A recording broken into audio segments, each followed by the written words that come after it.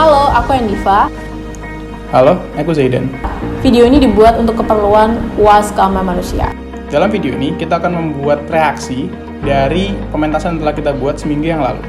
Judulnya adalah Izinkan Aku Membunuh.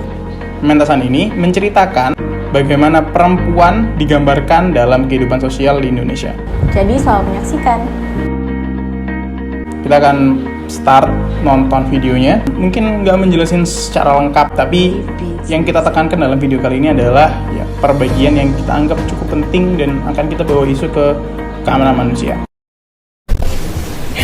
Tapi gadis nasi akhirnya membawa kamu kepada ibu. Waktu itu usiamu baru 2 tahun. Ketika ibu hendak mengantarkanmu ke posyandu, di tengah jalan ibu melihat kakakmu duduk sendirian di tepi jalan sambil mengunyah kertas.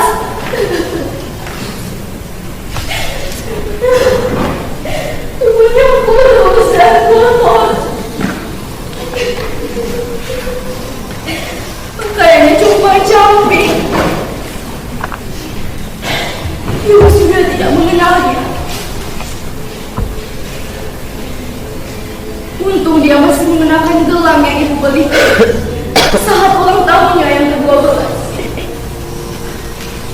Lalu bagaimana ibu mengetahui kamarku jadi begini? Setelah digauli lelaki misterius. Jadi aktornya itu ada 3 bagian nih yang diceritain di sini. Ada seorang ibu single parent dan kelihatan kalau dia adalah ibu rumah tangga, bekas ibu rumah tangga yang ditinggal suaminya. Kemudian ada figur adik di sini sebagai cowok dan figur kakak cewek. Dan si kakak ini depresi guys karena dia adalah korban pemerkosaan. Sebaiknya kita bawa ke rumah sakit jiwa. Siapa tahu kesehatannya bisa pulih seperti dulu. Daripada dia di rumah terus-menerus, lebih baik kita antar ke rumah sakit. Aku kira ibu tidak pernah berpikir membawa kamu ke rumah sakit jiwa. Ibu sangat ingin kakakmu sembuh. Tapi dari mana biayanya?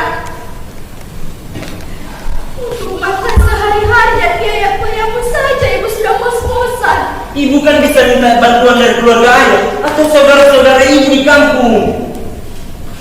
Ibu sudah tidak ada siapa-siapa lagi.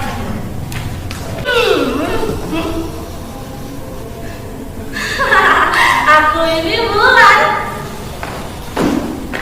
Ya, bulan seperti bunga. Aku tidak suka sama kamu.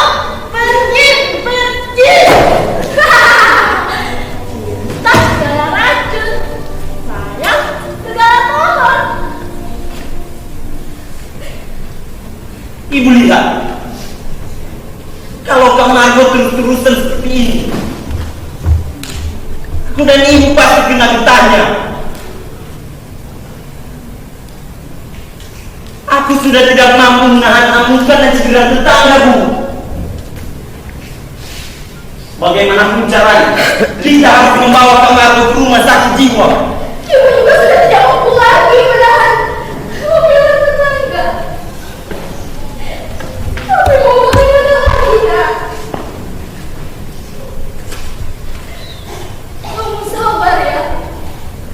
Tolong mengerti keadaan kamu. Pemerkosaan benar-benar sebuah hal yang sangat melelahkan banget di Indonesia guys.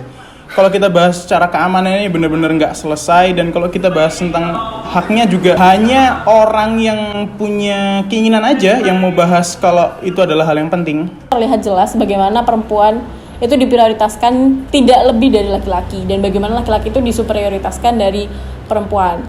Selain ya, memang kita punya sifat politik yang ada duit baru ngomong, gak ada duit jadi YouTuber. Apalagi di Indonesia juga kesehatan mental bukan sesuatu yang diperhatikan. Kesehatan mental itu cuma akan selesai kalau ditopang oleh finansial yang kuat.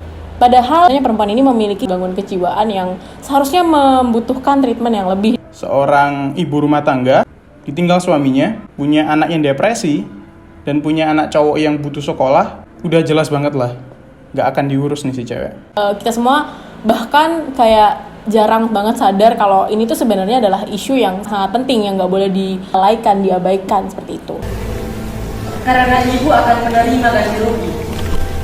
Sebagian besar warga di sini sudah setuju. Tinggal ibu dan beberapa keluarga yang belum.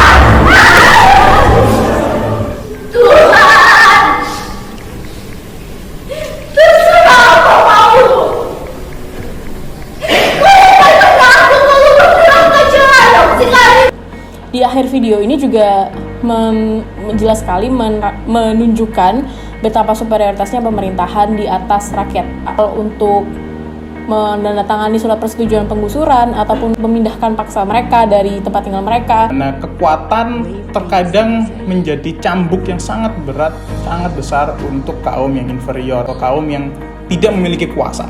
Contohnya di keluarga ini di mana mereka tidak punya kuasa dan pemerintah mementingkan investasi, bangun infrastruktur, bangun negara, bisa untuk mengorbankan satu sipil kecil, ya nggak apa-apa. Mungkin itulah perspektif pemerintah. Tapi banyak banget saudara-saudara kita di luar sana yang justru sangat merasa terzolimi karena tidak mendapatkan sesuai apa yang ada di perjanjian, tempat relokasi yang tidak sesuai ekspektasi.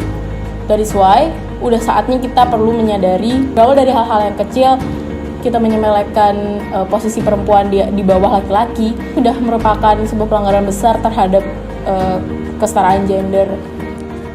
Jadi sekian guys yang bisa kita reaksikan dalam video ini. That is all from us. Thank you guys for watching. Terima kasih telah menonton. Don't forget to like this video. Thank you. See you guys next time.